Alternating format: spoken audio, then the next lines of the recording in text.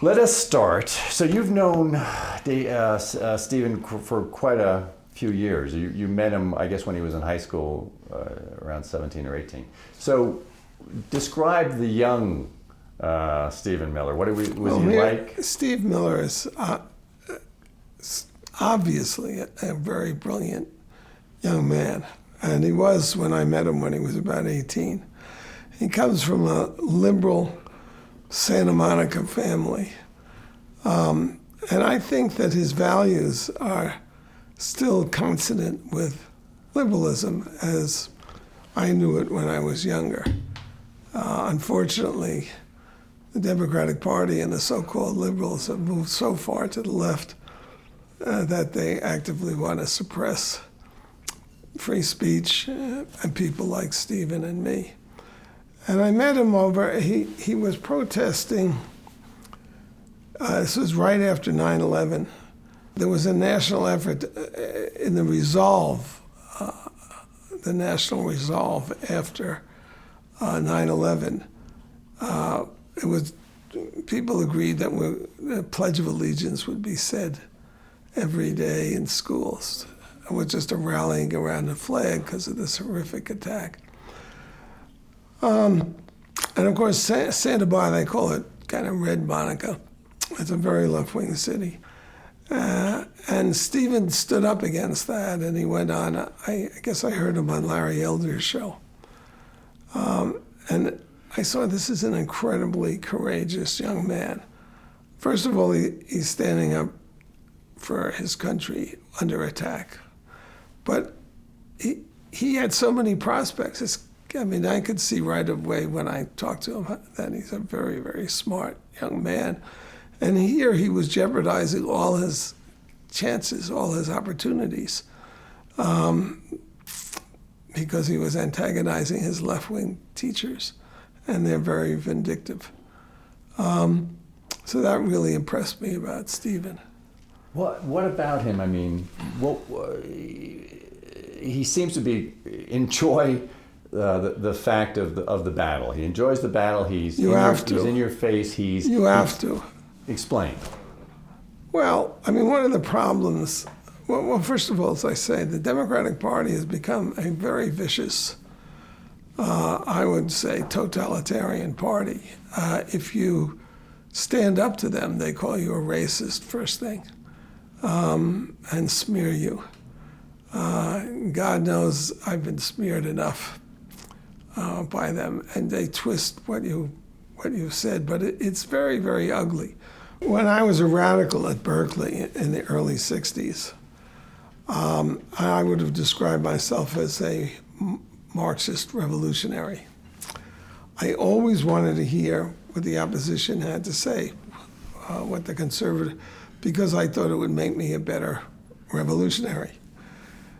Today's left wants to shut down the opposition, doesn't want to hear what they have to say, and wants to suppress it so other people don't. So when you were talking to Miller to begin with, I mean, I know that he views you as a mentor. I made him the head of our, what do we call it, Terrorism Awareness Project, post 9/11. And also, when he went to Duke, he was the head of our Students for Academic Freedom chapter. And our goal was just that there be two sides to a conversation and that the students would get required readings from both left and right. That was it. He was very courageous again at Duke. When they tried to lynch the lacrosse team because they were white and probably wealthy. And they ruined those kids' lives for a year and forced them into incredible court battles.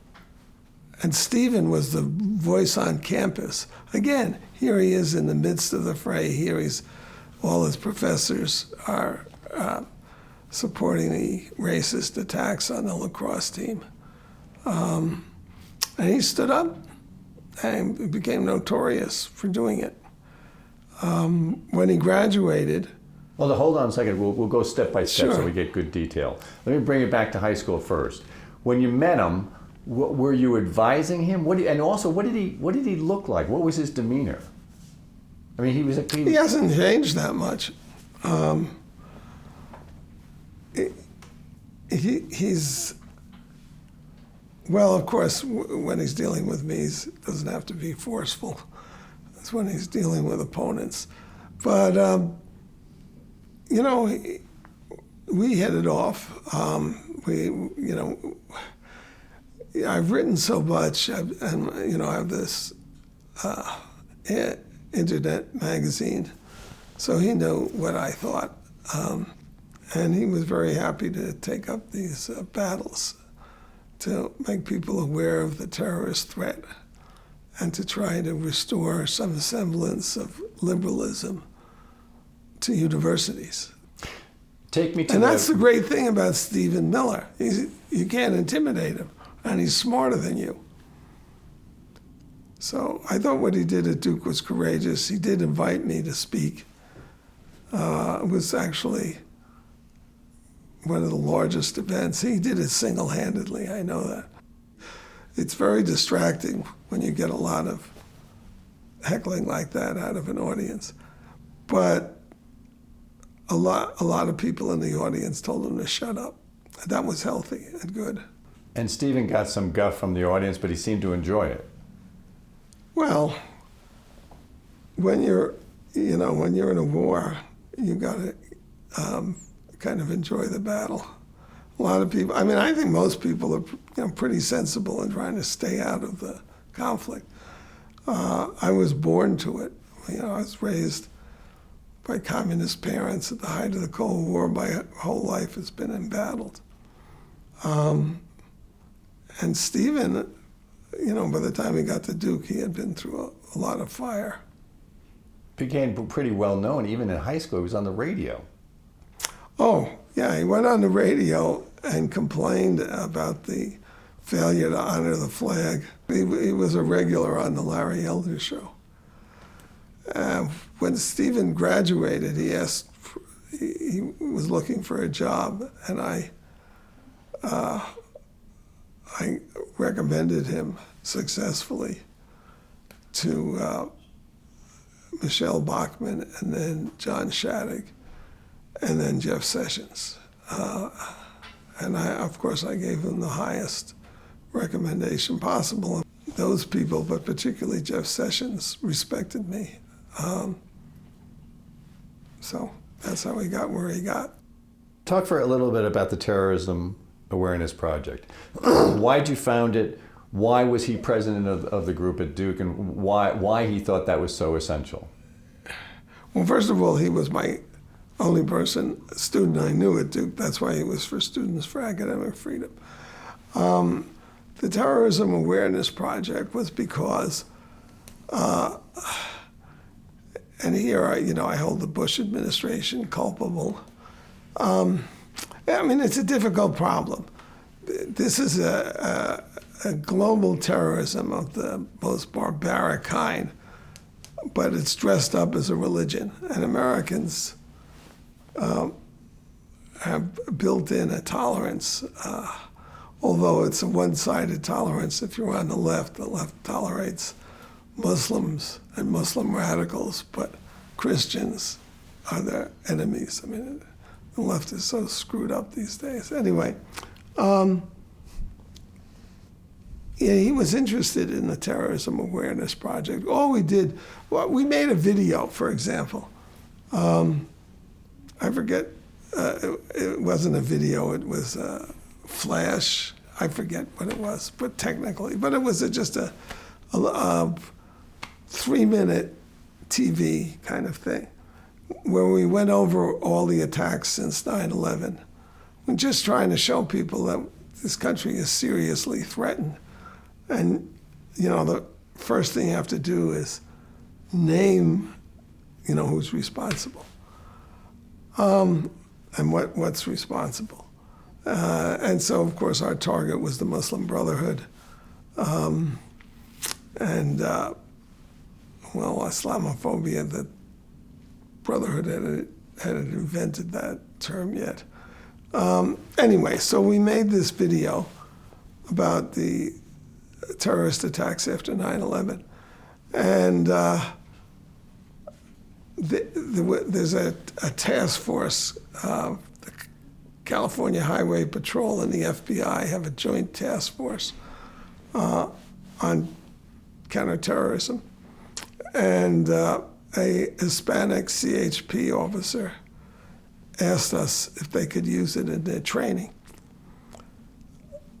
And again, what it was just very dramatic, showing all the bombings and the Kenya bombing. And Tanzania, I think they bombed the embassy. Just one last thing about Duke, and then we'll go into Washington, because that's where the main action is for the film. The whole lacrosse action, the thing that happened, is fascinating because in the end, Miller was right. I mean, there was never any evidence. I mean, there have been some really good books written by people not as radical as me. It was all part of this mythology of, I don't think they used the words white supremacy in those days, but it was white kids, and they were privileged white kids, so they must be guilty. It was disgusting. And because of this incident, because that Stephen's outspoken work in regards to it, he got on Fox television a bunch.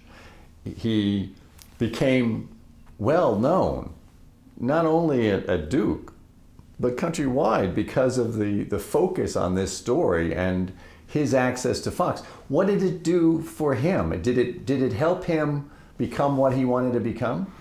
I think that Steve, when he talked to me about, I think he wanted to be a senator.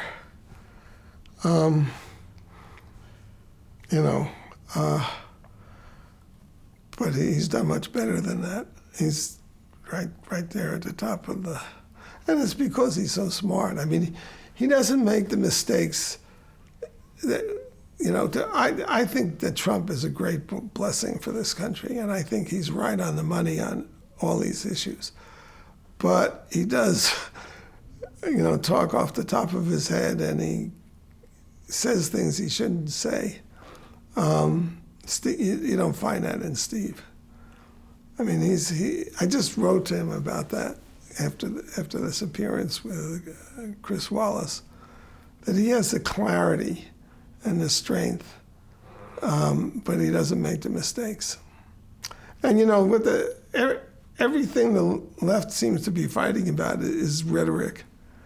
When I was a kid, all my fights, let's just take this thing, send her back. Okay, it seems to have been spontaneous with the audience. It's not racist. Let's go back. I'll bring it back to the beginning. I got to keep the chronology, or else I'll forget things. So you introduce him to Senator Sessions, which is a very important part for him. But what do you tell him? You call up Sessions and you say, I said, what? This kid is as good as you're going to get. He's bright. He's gutsy. He knows what he's talking about. You couldn't do better than to hire Steve Miller. I must have said something like that. And Sessions was an admirer of mine. Why were these guys different on immigration? Well, what happened was that Reagan had signed on to the final amnesty, and there would be no more illegal immigration. And it just increased. I mean, I don't know the specific statistics, but so this was a revolt against that. And it's a revolt of the second thoughters, the people who actually believed in a whole liberal framework that the founders had set up, which is also a conservative one, but that basic framework, borders, and they saw their guys never fought. The Democrats are really good at political warfare. And Republicans, their tendency is to fold, not to be confrontational. So along came, I have no idea why Jeff Sessions, because he's a very traditional conservative. It got him in a lot of trouble with Trump. He, to the letter, is trying to obey the rules. But he was really the leader. This was his issue. And he and Bannon and Miller, they went to war. You call them warriors. Yes. On immigration. Yes. Why? Because the country really is at stake. This is a war. We're being invaded. You can't have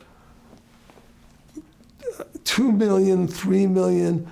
As I say, Tucker Carlson is always asking his opponents on immigration, how much immigration can we handle? And look what it does to, again, if you're a second thoughter, look what it does to the wages of black people, for example, of minorities in this country, to have all this cheap labor just pouring across the border. And they're going to be fighters because they feel betrayed. That's the passion and the emotion. We've been betrayed by our own team. Let's go to Trump. They get involved. Bannon talks about the fact that how he was always looking for the right candidate. That there were issues that were important to him, important to Sessions, important to It's a leader that makes all the difference. Right, and he was looking, and they found Trump. And he jumps on board, Miller jumps on board, Sessions jumps on board during the campaign in a very big way. What was the importance of their role in getting Trump elected? Well, here's the way I see what Trump did. There had been this whole culture that developed out of Republican weakness and Democratic strength. You have to realize the Democratic Party and the radical left, they own the schools. They own the philanthropic institutions. So there's this whole, and I mean, I'm amazed. When I became a conservative, the first thing that occurred to me, I'm amazed that a Republican gets elected to anything. The media, when you have the universities, you have the media. So here comes Trump. And what enforces the left's views is the party line. Political correctness. That's a very innocent sounding term, but it was coined by the biggest mass murderer in human history, Mao Zedong. And it's to keep people in line. You have to be politically, it's really an offensive term in itself. And there's a lot of people, especially comedians, who take a negative view of it without being conservatives. Here comes Trump. And on national television, well, the first thing is the statement, which he got backwards. He should have said, I assume a lot of the people who are coming across the border are decent people, but there are all these criminals and so forth. If he had said it that way, but he's not well, now he's a politician, but he's still learning. Why is he so focused on immigration from day one and the wall? I think anybody who understands that it's culture that makes America great, and you have to assimilate people into our culture. You can't bring people these people have inhabited horrible cultures. Why is South America poor? Why is Mexico poor? Because it's a culture of corruption. The police are a menace to ordinary civilians. The government people are stealing. I mean, we have thieves too, but it's a much more dominant, way of political life, theft. Your thoughts on Miller and Sessions and Bannon, not only are they intrinsic to his win in the campaign, yes, they are then put in hugely important positions in the White House. Just talk about those three guys and the importance to Trump. Sessions is an odd man out, because he is a traditional conservative, and Bannon and Miller are second thoughters, so they're fighters. I think what Bannon, if you listen to Bannon, I mean, all his talk is warrior talk. And so he encouraged Trump to be Trump. And people forget, there's two things about Trump. One is the guy was in public life for like 30 years, and nobody but fringe leftists ever referred to him as a racist or a white nationalist, which is ludicrous, or a white supremacist, which is lunatic, until he was up, running against Democrats. So Trump was very much in sync with Bannon's attitude. Bannon feels the country is being betrayed. And there's a lot of evidence for that. And it was betrayed by Bush as much as by Obama. The role of Stephen Miller on immigration, though, just define how important he is in that White House. Well, I think he's extremely important. First of all, he wrote these wonderful speeches for Trump, including the inaugural address, which addressed an issue that's been near and dear to me, is the carnage in the inner cities. I mean, you got all these people being murdered, thousands. I mean, Chicago is more dangerous than Iraq during the war for black people. And the Democrats aren't doing anything about it. And Miller drew attention. The inaugural address is a wonderful address. And immediately attacked as racist and whatever else they attacked it. I thought it was a downer. It was catastrophe. It was nothing but the dark side. It's ridiculous. I mean, you want to stop that carnage. And it's not that, Anyway, I just think the Democratic Party has lost its mind. So his importance, though, to Trump and immigration that Stephen. Look, Trump is an impulsive, often off the top of his head guy, and he needs advisors who keep him on the path, which is a confrontational path. There's no question about it. Again, I mean, it amazed me, the trade deals, the tariffs. Everybody was against it. Wall Street was against it. Conservatives were against it. This guy went and did it, and it seems to be working. With Dreamers, yes, there's all this talk about the fact, and the president said it himself, I mean, he seems to wobble a little bit about Dreamers and DACA. He gave them a great deal, $1.8 million for a final solution to the porous borders, and they rejected it because they want they want a flood of people. All these left-wing organizations are at the border. They're along the lines of the caravans, telling people how to evade our system, avoid and get in and so forth. And they think there's votes there. It's just terrible. Do you think there's too much focus, though, by Trump on the wall, that the wall became everything? Oh. And therefore, that prevents the willingness of the Democrats. That was genius. Come on. That's how he won. People understand a wall. You can call it whatever you like, but we want to keep out people who are not coming through the legal process and are not assimilating. And part of the citizenship process is you renounce allegiance to your previous country and swear that you're going to defend the United States. Those are all important things. So. You think that got him elected? I think the wall was a big part of it. And I loved, and when Mexico paid for the wall. Now, Democrats are fond of pointing out that Mexico isn't paying for the wall or what have you. But the message that communicated is, I'm going to fight, and I'm going to be as tough as the Democrats in these fights. So the importance of immigration to the next election. I mean, where do we go from here? Immigration is, look, people are being killed in this country by illegals. They're being robbed. They're being raped. This is going to go on until the border is sealed. And I think that people understand. I don't even know how to formulate this, but I think the idea of a culture, people have to come in and share our values.